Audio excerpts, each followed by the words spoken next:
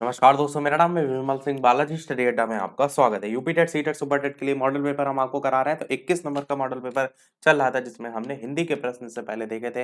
यदि नहीं देखे हो, साइड में बटन में पिछला वाला वीडियो आपको मिल जाएगा। आज हम देखेंगे इसी मॉडल पेपर के ईवीएस यानी कि पर्यावरण के 30 प्रश्न। चलिए शुरू करते हैं। प्रश्न नंबर जो है वो 121 से। प्रश्न आपका, इनमें से कौन सा देश है जिसके राष्ट्रपति ने पेरिस जलवायु समझौते से हटने की घोषणा जो है वो की? Bharat, America, Japan, Germany. बताइए कौन सा इनमें से सही होगा। तो आंसर की बात करते हैं, आपका अमेरिका जो है वो सही हो जाएगा।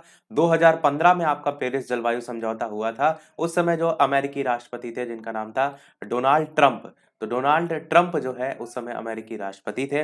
इन्होंने ही फैसला लिया था कि पेरिस जलवायु समझौता जो है वहां से हट जाएंगे। रीजन क्या था? इन्होंने ये कहा कि इससे चाइना, भारत, इन सबको लाभ मिलेगा। एक ये इन्होंने रीजन दिया था। एक रीजन इन्होंने ये भी दिया था कि जो रोजगार है, उद्योग है, उस पर कहीं ना कहीं असर जो है वो पड़ेगा। ये इनके द्वारा रीजन दिया गया था। और भी बहुत से रीजन थे, पर आपको छोटे मोटे पता होना चाहिए। देखते हैं अगला प्रश्न 122 कि मरुस्थल पादप अधिकतर होते हैं, मासल होते हैं, साकीय होते हैं, पर्ववृत्तीय होते हैं, या पर्णाभिवृत्तीय होते हैं।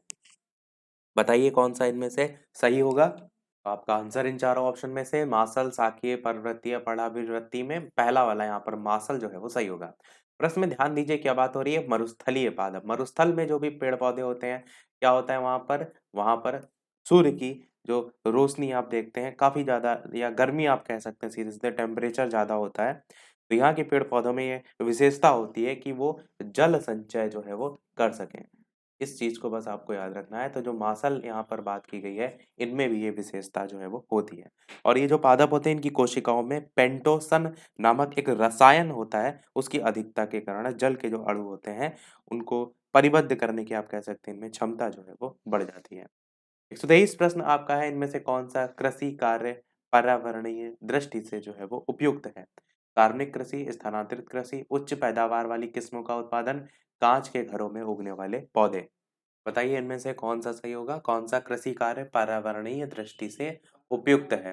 कार्बनिक कृषि, स्थानांतरित कृषि, उच्च पैदावार वाली किस्मों का उत्पादन, कांच के घरों में उगने वाले पौधे।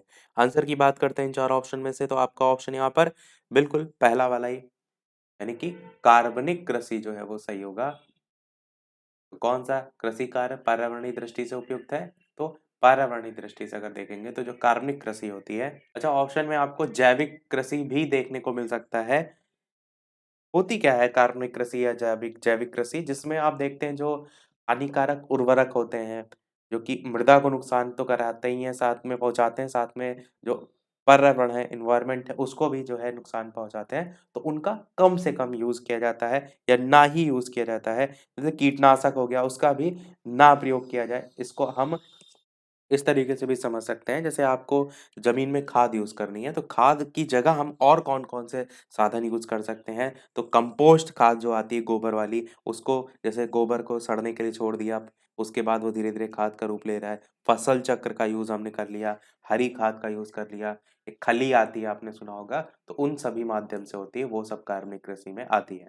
अगला है, भूतल पर दीर्घकालिक निर्वाहित जीवन किसकी विशेषता है? एकाकी जीव, जीव समुदाय, पारिस्थितिक तंत्र, इनमें से कोई नहीं। बताइए कौन सा इनमें से सही होगा।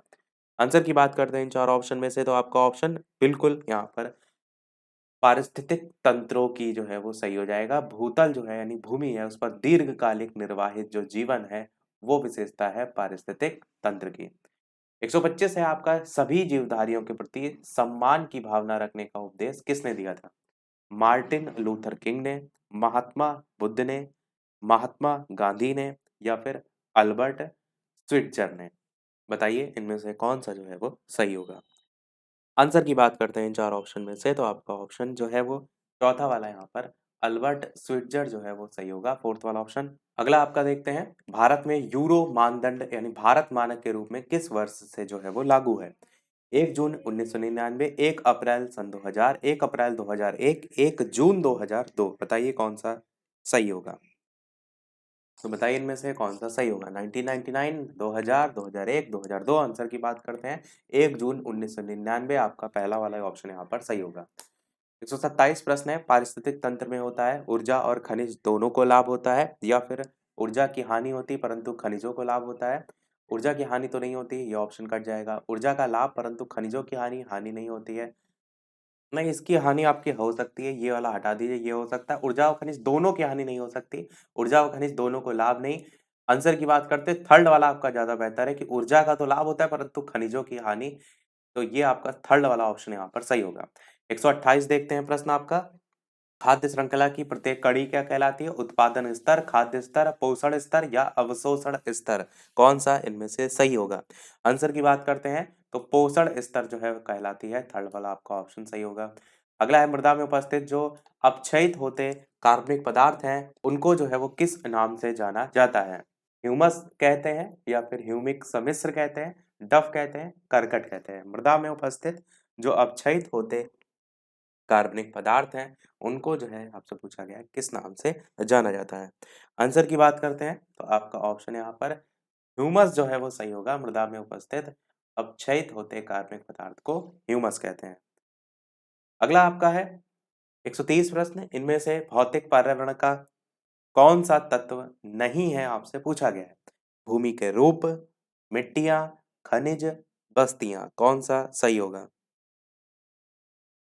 भौतिक पर्यावरण का जो तत्व नहीं है वो आपका बस्तियां नहीं है, बाकी सब है। आसान सा प्रश्न है, आसानी से आप पहचान लेंगे। 131 प्रश्न आपका है, राष्ट्रीय कृषि वानिकी अनुसंधान केंद्र कहाँ पर जो है वो स्थित है? झांसी में, नई दिल्ली में, कानपुर में, जयपुर में? कौन सा इनमें से सही होगा? आंसर की बात करते हैं, इंपॉर्टेंट क्वेश्चन है, ध्यान रखिएगा। झांसी आपका जो है यहाँ पर सही होगा, राष्ट्रीय कृषि वानिकी अनुसंधान केंद्र। 132 प्रश्न, भूकंप की तीव्रता मापी जाती है किससे आपसे पूछा गया है? फिजियोग्राफ, सिस्मोग्राफ, कार्डियोग्राफ, बैरोग्राफ? कौन सा सही होगा? आंसर की बात करते हैं, आप सभी जानते हैं भूकंप की तीव्रता सिस्मोग्राफ से जो है मापी जाती है, सेकंड वाला आपका ऑप्शन सही होगा। 133 प्रश्न, निम्नलिखित देशों में से कौन प्रत्येक माह के अंतिम शनिवार को राष्ट्रीय स्वच्छता दिवस जो है वो मनाता है? बताइए इनमें से कौन सा सही होगा? France, Britain, Switzerland, Norway? आपको बताना है कि कौन प्रत्येक माह के अंतिम शनिवार को राष्ट्रीय स्वच्छता दिवस मनाता है। आंसर की बात करते हैं इन चार ऑप्शन में से, तो आपका ऑप्शन यहाँ पर पहला वाला ही यानी कि फ्रांस जो है वो सही होगा। साथ ही साथ वीडियो पसंद आए तो लाइक भी सभी लोग अवश्य करते रहिएगा। इसी प्रकार अच्छे अच्छे प्रश्न हम प्रैक्टिस करते रहे हैं। लाइव टाइमिंग दोपहर के 3 बजे की है और शाम के 8 बजे की भी है, जिसमें इस समय मैराथन हमने स्टार्ट कर दी है यूपी टेट की परीक्षा के लिए। अगला देखते हैं आपका प्रश्न। अगला प्रश्न आपका है कि कितने परसेंट सौर ऊर्जा वायुमंडल द्वारा अवशोषित जो है वो हो जाती है? 35%, 14%, 49%, 34%? बताइए कौन सा सही होगा? आंसर की बात करते हैं इन चार ऑप्शन में से, तो आपका 14% सही हो जाएगा। सौर ऊर्जा वायुमंडल द्वारा जो है वो अवशोषित जो है वो हो जाती है। अगला, इनमें से कौन सा रेडियोधर्मी सबसे घातक जो है वो प्रदूषक है? चार नाम दे रखे हैं, बताइए इनमें से कौन सा सही होगा? SR90, SR85, P32, इनमें से कोई नहीं। कौन सा रेडियोधर्मी सबसे घातक जो है वो प्रदूषक है? आंसर की बात करते हैं तो आपका ऑप्शन यहाँ पर SR90 जो है, पहला वाला ही ऑप्शन जो है वो बिल्कुल सही होगा। अगला आपका है, कौन सा बायोम है जिसमें चराई अनुक्रम का पूर्ण विकास जो है वो हुआ है? सवाना बायोम, टुंड्रा बायोम, रूम सागरीय बायोम या शीतोष्ण घास बायोम? कौन सा इनमें से सही होगा? आंसर की बात करते हैं इन चार ऑप्शन में से, तो आपका पहला ही ऑप्शन यहाँ पर सवाना बायोम जो है ये वाला। आंसर की बात करते हैं यानी कि जो सवाना है उसके बारे में, तो ये जो है वो घास के मैदान जो है वो होते हैं। और आज शाम के 8 बजे वाली क्लास में हम आपका घास के मैदान टॉपिक ही उसको जो है वो कवर करेंगे। 137 प्रश्न है, इनमें से कौन सा मध्य प्रदेश में स्थित जो है वो नहीं है? Madhav national park, Sanjay national park, Bandhavgarh national park, Bandipur national park? बताइए कौन सा इनमें से सही होगा? आंसर की बात करते हैं तो मध्य प्रदेश में जो स्थित नहीं है वो आपका है बांदीपुर नेशनल पार्क, क्योंकि ये कहाँ पर है? तो ये कर्नाटक में स्थित है। तो बस फोर्थ वाला आपका ऑप्शन सही होगा। 138 प्रश्न, प्रकृति का सफाई कर्मी किसको कहा जाता है? बताइए इनमें से कौन सा जो है वो सही होगा? केचुआ, गिद्ध, शुतुरमुर्ग, बाज? आपको बताना है प्रकृति का सफाई कर्मी जो है वो किसको कहा जाता है। आंसर की बात करते हैं तो गिद्ध आपका जो है सही हो जाएगा, गिद्ध को कहा जाता है। किसान का मित्र किसको कहते हैं तो केचुआ को कहते हैं। सबसे बड़ा अंडा किसका है तो शुतुरमुर्ग का है। सब और नजर के संदर्भ में सीटेट में क्वेश्चन में आता है तो बाज को आपको याद रखना है। 139 प्रश्न, रियो सम्मेलन में किस आसन्न खतरे की ओर विश्व समुदाय का ध्यान आकर्षण करवाया गया था। ग्रीन हाउस प्रभाव, ओजोन छिद्र से खतरा, दोनों या इनमें से कोई नहीं। रियो सम्मेलन की बात यहाँ पर जो है वो की गई है।